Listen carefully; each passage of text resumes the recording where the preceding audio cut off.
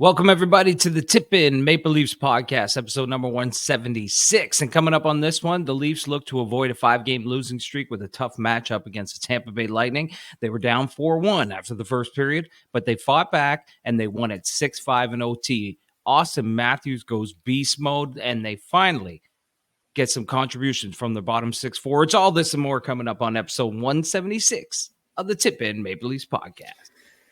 Oh boy, Samsonov gets lit up like a Christmas tree early in this one. But Matthews and Marner finally have their new left winger. Nyes was awesome in this hockey game tonight. An absolutely perfect fit on that top line. We're going to get into it. Let's hit the intro.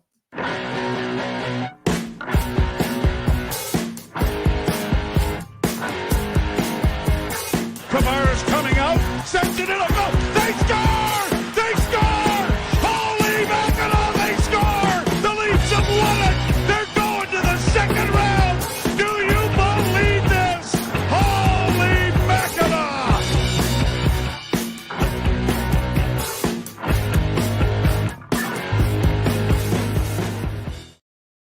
Welcome, all you tippers, to the Tip In Maple Leaf podcast. I'm Chad. I'm Dale. Don't forget, you can follow us on social media at the Tip In Maple Leafs podcast on Facebook, Instagram, and YouTube. You can follow us on Twitter at the Tip In Podcast and on TikTok at Tip In Podcast. You can email us tipinpodcast@gmail.com and donate at patreon.com/Tip In Maple Leafs podcast. Dale, we were texting earlier in the night. You texted me. You didn't see them coming back. Dude, come on now. Like, now, I didn't see it either. After that first period, I'm like, this team's going to get fucking shelled tonight. it looked that way to me. No, I didn't sense, like, the last time, almost a carbon copy of the game in Tampa Bay a couple weeks ago. But crazy. Like, down 4-1, and just the way they were going in the net, and just the way, they jump out to a 1-0 lead, but all of a sudden 4 straight goals by Tampa. I'm just like, no, not tonight. Like, how many times can they do that? Well, apparently a few more, because I did not see it happening, but I just did not see a comeback happening tonight. But they fought their way back in the second period. A lot to do with Austin Matthews going absolute beast mode in the second. I don't know, man. Like, what do you think? You think anything was said in that? Like, it shouldn't need to be. Like, it shouldn't need to be said during the intermission. But do you think there was something? Perhaps someone was like, "All right, guys, what the fuck is this? What are we doing here?" Yeah, I think something was said. That was a pretty lackluster first period. Oh, dude. I mean, there's no way they just went into the dressing room and were like, well, we'll try again in the second. Like, either Keefe came in and lost his shit, or some of the players stood up and said, okay, look, enough of this. Like, we're better than this. But it was not the same team in the second, third, and overtime that played in the first period. Like, not even close to the same team. Insane. Dude, like Jekyll and Hyde. What a roller coaster, right? Like, this is an absolute roller coaster tonight. And the division matchups with Tampa Bay, like the Leafs versus Tampa, so evenly matched. Like, these games are wild, wild games, man. Every time these two hook up, it's absolutely wild and crazy stuff. But what a roller coaster. Like, this is a roller coaster. I go from, like, they open the scoring early, like, looks good. Nyes is looking good on that top line there early. And I'm like, obviously a lot more nice to come here. And then all of a sudden, boom, boom, boom, boom. They're going to the back of the net. I'm like, not again. Come on. Are you serious? Like, it was like the Kucherov show again early in this hockey game. But, and I'm thinking, come on, guys. Like, you just let points slip to the Sabres. You can't do it again tonight to Tampa. You got another division matchup on Wednesday cooking in with the Ottawa Senators. Like, you can't keep tossing these points. And yeah, okay, sure. Like, Tampa scored late to tie it, to force it to overtime. They did end up salvaging a point here after blowing a 4-1 lead, but ultimately the Leafs got the 2 points, a much needed 2 points to snap the 4-game losing streak. I thought this puppy was going to 5 for sure. Yeah. Didn't happen. There was no reason to believe that they were going to come back and win after that first period. No way. And just to add on to how much alike it was, Joseph Wall comes in, stands on his head. Like, played great. Yeah, Just like the last, not as crazy as the last Tampa game, but no. he came in and shut the door again. Yeah, like he did. Like he didn't allow another goal, and like I don't He think gave up Tampa. one. He gave up one. He did at the end. Like he didn't allow he did at the end. He did, but But he kept them into it long enough that they could take the lead. for sure. And like, look, like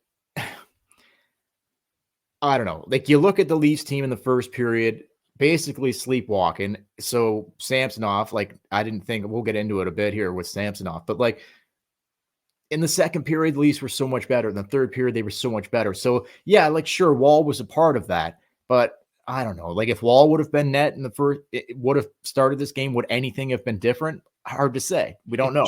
Because the team in front of him would have been so bad. But anyway, look, Sheldon Keefe finally decided to make a few changes to the lineup going into this game, specifically Matthews and Marner get a new left winger with Matthew Nyes. Revolving door there, Bertuzzi, Yarncroc, whatever. Didn't like the look of any of that. Well, tonight, come on, dude. This guy, he's the new left winger. That's it. It's done. Seal it. It's delivered. It's game over. Right? Well, I mean, it's Sheldon Keefe, so never say never. No, dude, come on. Like a glove, brother, like a glove. He definitely looked like the best left winger that they've had this season on that. Clearly, this kid is a top 6 forward because give him a sniff up there tonight with some very skilled players, as opposed to, well, let's say Domi and Yarncroc or whoever was on the third line. It was those two. Yarncroc will get into him too. But, I mean, obviously, you can't compare playing with those two to playing with Mitch and Austin. But he didn't look out of place. At times in this game, Chad, I'm like having flashbacks of like Zach Hyman. Like he's going to the front of the net. He's so strong on the puck in the corners. He's making things happen, creating space, making it a little easier for the other guys. Marner and Austin have been incredible, especially the last couple games. Well, Austin, I mean, go on. But, you know, like to have a guy with them that looks like he can carry his weight as opposed to what they have had there with Bertuzzi and Yarncroc so far to start the season. Like, man, wouldn't it be nice? Like, you know, Bunting was good. He was no Zach Hyman. Hyman's been my favorite winger that's played with those guys since they've been here, but those days are long gone.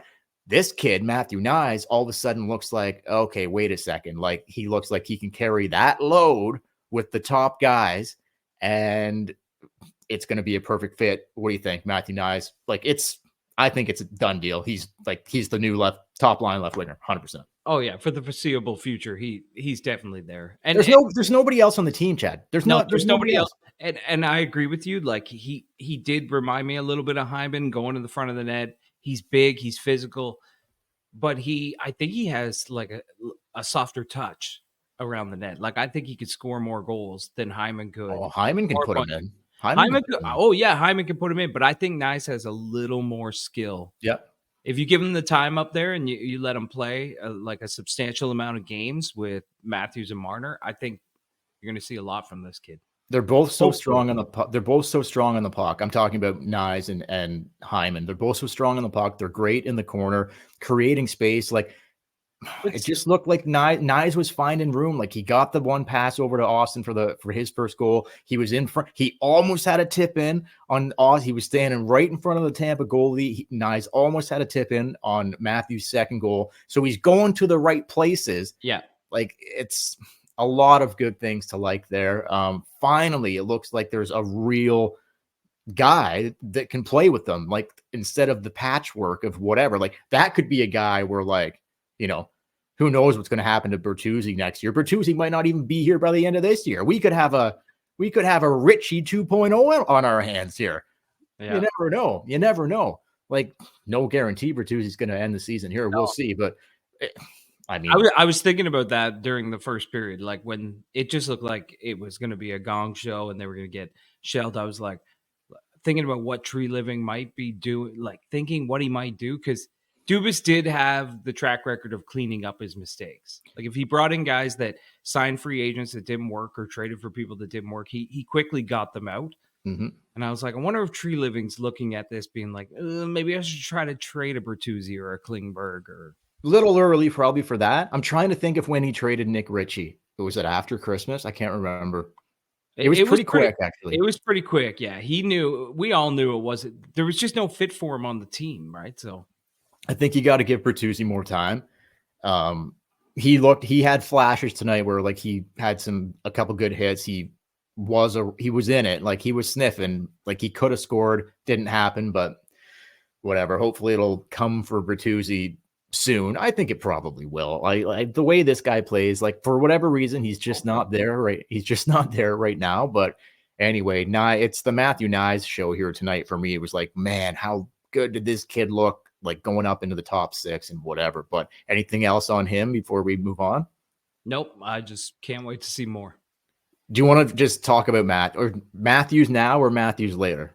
Oh, let's just get into Matthews now. Ridiculous, man. Like he basically turned the thing around single-handedly in the second period. Like that line, obviously, Nyes a lot of credit, Marner a lot of credit. But again, that line, like I'm thinking we're going into the third period and I'm thinking like, holy shit, all the production is coming from the top line again. Nobody else is doing anything. Like it was Nyes had a goal. Marner had a goal. Matthews had 2 goals. Like it was just all before Calle Jarnkrok showed the fuck up. Going to get into him in a second, but Matthews, man, he almost cooked another back-to-back hat trick here tonight. He had a hat trick last game against the Sabres, his 3rd hat trick of the season. We skimmed over this last podcast too. Apparently that was like the first time in 100 years that somebody's had 3 hat tricks in the first like 11 games of the season or whatever, right? So this guy's going to who knows, like 70 goals. It's potential. He keeps popping 3 or 2 a night. He's got 13 goals, brother. Like crazy. Yep. Crazy stuff. Yeah. Like, were you not thinking like, okay, he's probably going to get another hat trick? Oh, I thought for sure he was going to, the way he was amped up, the way he's been playing, the way he's been finding the back of the net, I thought for sure he was going to get another hat trick. And yeah, I was just thinking the whole time, like how far can this go? Like, how long can you stay this hot? Like, are we going to be into the new year and this guy's got 6 hat tricks like already in this? You know what I mean? Like, it's pretty insane. He didn't get the hat trick tonight, but he would have been at 4 already. I know. In November. It's crazy, man. They were saying like it took him to like the 25 game mark last year, I think, to get his like 10th or 11th goal.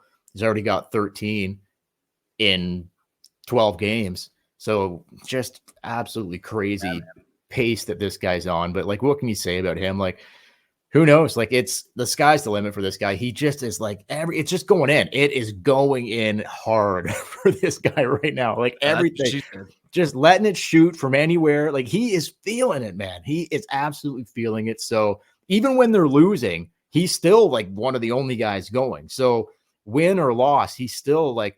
But I was very impressed how he just seemed to take it over in the second period. It wasn't Nylander, who's played well. It wasn't Tavares. Like, it was the Auston Matthews show here.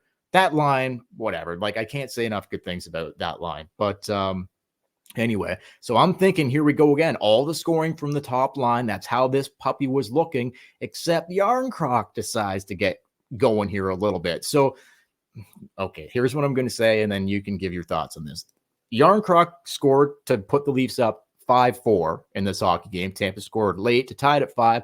Jarnkrok ended up winning it with not a tip in, I would say a little tap in overtime. Not a tip in, we know. That was more of a tap in, right? That's a tap in. 100% tap in.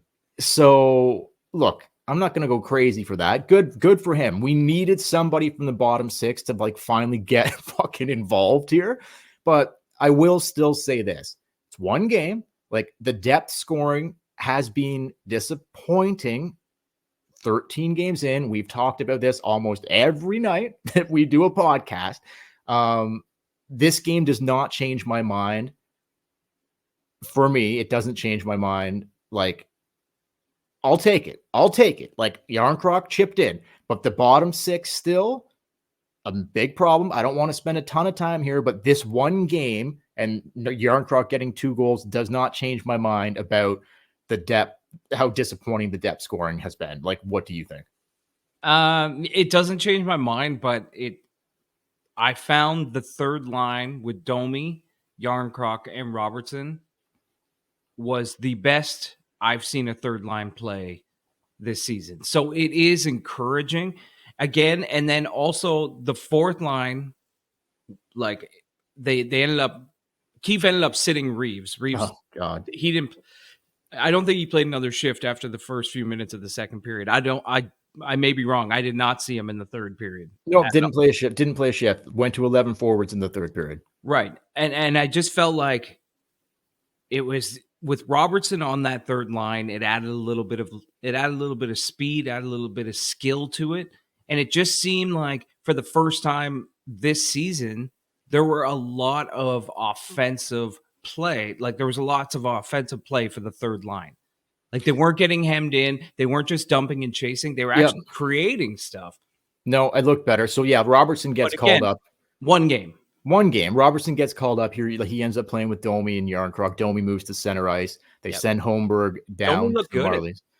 Yeah, like he better for sure. Like he was engaged in this game. Yeah, like could this be the start of something? We'll see. Like we'll see. Like I didn't love it. I didn't hate it. It was better. It was better. What do you do with Reeves, man?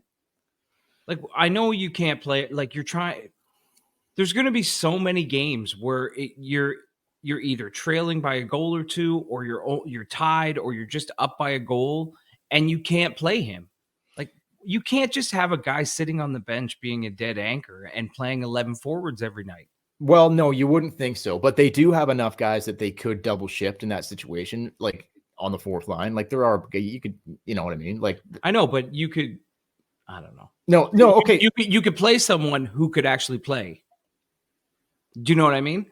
Like you could put someone in. You could play Reeves when the situation calls for it, but the fact that he's played every game, like he's stressed every game. When would the situation call for it? 5 games a year? I don't know. Whenever the coach feels like it, whenever the coach feels that they need him out there, like maybe when you're playing a Boston or when you think things might get chippy. Okay. Yeah, like I mean, I guess you never know, but like, yeah, I wanted to talk about the fourth line. Like to me, look, the Ryan Reeves thing. It's just you can't. Okay, he didn't play in the third period. He stopped. He didn't really play in the second period. Keith stopped playing him late in the second period. So for me, like, yeah, I think they have to put a fourth line together that can play like 100%. Like when you are reluctant, when your head coach is reluctant to even put the guy on the ice because he feels like he potentially is going to cost you, he probably will because he can't play. Like he just can't play. That's the truth. He's slow. He's not he's not heads up in any way. No, he's not going to help you. He's not going to help you protect a lead. He's not going to help you when you're trailing. No way. He's not going to help you. When it comes to playing hockey and scoring goals, he's not. No. So like there are options there. Like I was just thinking just off the top of my head, like, yeah, put together potentially a shutdown fourth line, which could include not Reeves, but Camp, call Holmberg back up, go with Camp, Gregor, and Holmberg or whatever, or some combination of Yarncroc, maybe an all European line of Camp, Yarncroc, and Holmberg. And then you go with, try to get some offense cooking with a third line with, like, I know Yarncroc scored 2 goals tonight, but whatever. I'd still like to get McMahon involved in this somehow, because when McMahon and Robertson were down with the Marlies, they were playing on the power play together. I believe they were on the same line. They had some good chemistry, both of them. So, maybe you get McMahon in the fold and he plays on the third line with, like, I don't know, Robertson and Domi or whatever, just a different look there. And Reeves takes a seat. Like, sorry, bud. Like, what? Maybe you Tree Living, Keith, and Reeves get in the office and they have a conversation. Like, sorry, like it's not working out. He's not helping them. So put something together where you can have a fourth line that is like, man. Remember when like Sheldon used to go to like the Camp line when he had different guys on it through the past couple seasons, but like as an absolute shutdown line, can't do that anymore because he doesn't have the wing. He can't not playing with Reeves. Yeah, he used to have a fourth line that he could trust, and not only does it, could it shut down and you could trust him out there defensively, but it gives everybody else a little rest. like Camp and Cachet, and I forget who the other winger was, but like they were like legit, like man, like no they had when they were on the ice. No, and they had speed. They could pop in a goal every now and then. But with Reeves, it's just, I don't know, man. You just can't. You just can't keep dressing him. No, if you're not going to play him. No, you can't. Like I feel bad for the guys that have to play. I'm sure he's a good dude, and I'm sure he is great in the room and all that, but he can't play. Yeah. So what are you going to do? He can fight and he can stir things up. And when you're in a game that you think that's going to happen, okay, you should dress him. And when you don't need him, you've got to double shift someone else and go down to 11 forwards. But like he's dressing every single game. Every game. And he's just out there just not doing anything. Anyway. You think we'll see? Because it seems like Keefe is starting to find a rhythm with the team right now. Okay, but he hasn't gone near any of Tree Living's boys. No, but the fact that like it was pretty obvious that he's except for the benching he stapled Reeves to the bench, he stapled Bertuzzi to the bench in the Boston game for the third period. But he's got to, I don't know, he's got to scratch him. It's got to be a healthy scratch. I totally agree. Whether he will or whether he won't should be interesting, but I don't know. We'll see. I got a few more things. I want to get into the goalies and all that. Hey, man, we haven't had a win in a while, so do you think we should take a little second here and hear what maybe Eddie Belfour's up to tonight? I'd love to. Here we go. Hi, Ed Belfour here, Belfour Spirits. Making some of the best whiskey in the world. We've been at this for 5 years, going on 6 years. And this is family operated. We go to work every day. We work on every aspect of this business. We take great pride, at watching people drink our whiskey and that big smile on their face. Like, wow, this is really, really good. That's what's so awesome is when you see those people loving your whiskey. And it's like when I played a game and at the end of the game, they're chanting my name. We just want to make really great tasting whiskey, and that's our goal. And, as it ages, it's only going to get better. We're very proud of that. Buy a bottle and I'll sign it for you. Buy two, I'll help you drink the second one. Have a great day. He's not lying on that. Me and Dale bought a bottle, and then, honest to God, about a half hour later, ding dong, hello. So we were half done the first bottle, and he just started drinking the second bottle on us. And I was like, Eddie, I'm glad. Doorbell rings, and here, mysterious man in a leather jacket. We're like, fucking right. He just knew, where. He knew, but I mean, Belfour Spirits is not cheap. He drank the whole second bottle. Yeah, man. Great to see. Hey, listen to this, Chad. You know what's cooking here? We got one more game left Wednesday against the Senators. And then the Flames are rolling in. First of a back-to-back Friday night. You know what game that is? Friday night? Yeah. Do you know what game that is? No. It's the Hall of Fame game, baby. It's the Hall of Fame game. So will Belfour be around? Unlikely, because he doesn't like to participate in events like that. It cuts time, it takes time away from his bar play, and he does not like that. But man, wouldn't it be awesome to see? He doesn't like schmoozing with like the suits, right? Like it's if it was like a bar. No, I know what you're saying. Bar clothes affair. If the Hall of Fame night was just some dirty pub in downtown Toronto and maybe a stopover at the strip club. Yeah, he'd be a part of it, but having to dress up, he didn't even dress up in a suit for his own goddamn Hall of Fame induction game. So I know, the best. Anyway, it's been a while, so I thought we'd just take a little listen to Belfour Spirits, man. Oh, God, I love that guy, Eddie Belfour. What an absolute legend, Eddie Belfour. Speaking of goalies, I guess segue into this before we wind this puppy down here. Samsonov, tough start. Okay, he gets the start here. His struggles continue. I don't know what your thoughts are here, and I might be off base here, but after I'm not doing anything right now. He was pissed. He showed some emotion. I like that. He was not happy when he went to he wasn't just like cool with getting pulled or whatever. I do I appreciate the fact that he was pissed that he got yanked and Didn't like it. For the second time this season in 13 games, second time against Tampa Bay. So not the best, but okay. 3 games left before they go to Sweden. Okay. So I'm not doing anything yet right now, but when they return from Sweden, I don't know how many games he's going to get between now and then, but are you thinking run with Wall here? Or what do you think for the foreseeable future? Do you just continue to put Wall back in there, or do you still need to get Samsonov games to try to get his fucking head straight and whatever, even though he's potentially costing you? That's a good question. I mean, he'll probably they have a back-to-back this weekend, so he's probably going to play. Okay, fair enough. He'll probably play Friday against the Flames, and other than the back-to-back, Joseph Wall.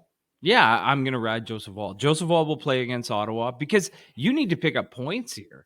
Yeah. Like, you need to put them in the bank. And Samsonov has some stuff to work out. The Flames is probably a good game to play him in. Yeah. Because the Flames haven't been that great this season. They're having trouble scoring goals. Maybe that's a good game for Samsonov. But then you got the Canucks rolling in and they red hot, scoring goals like crazy. Can't play in that game. No, you got to put Joseph Wall in on Saturday. And then from there on out, they leave for Sweden on Sunday. Am I correct? I think so. Yeah, Sunday or Monday for sure. They're off for like 5 days before they play at 2 p.m. a little afternoon delight. Yeah, so I would probably play Wall in all the Sweden games. I don't think there's any back-to-back. You play 4 over in Sweden.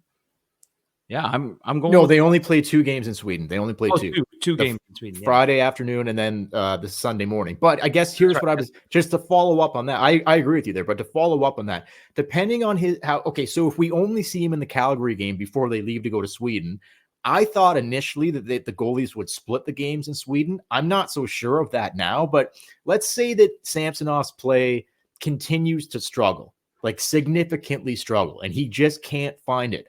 Is there any part of you that would be like, okay, you know what?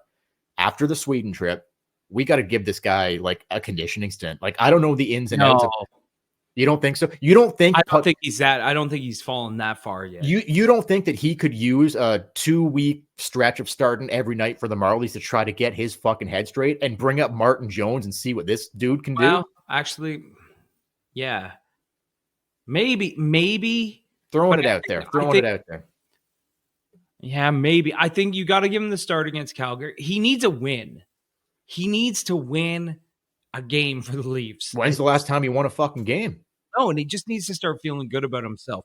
If he gets the start on Friday and he loses and it's somewhat his fault, like if he's another 4 goals on 20 shots kind of game, maybe.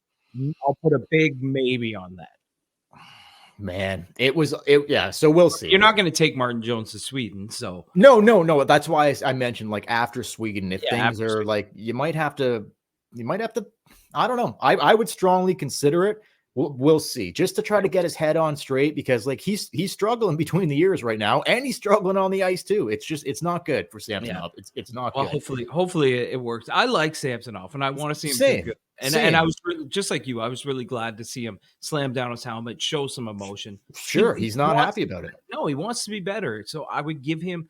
I'm going to start Wall against the Senators, but I'm going to tell him, you're starting Friday night. Be ready. Like, I have no problem with Samsonov. I think he is a decent goalie. He's clearly, we saw last season, a much better. He can give you a lot more than he's given the team right now. But I just have a feeling, Chad, Joseph Wall, he just seems to be like, I think he's just going to take this thing over. I just think that's the way it's trending. I could be wrong.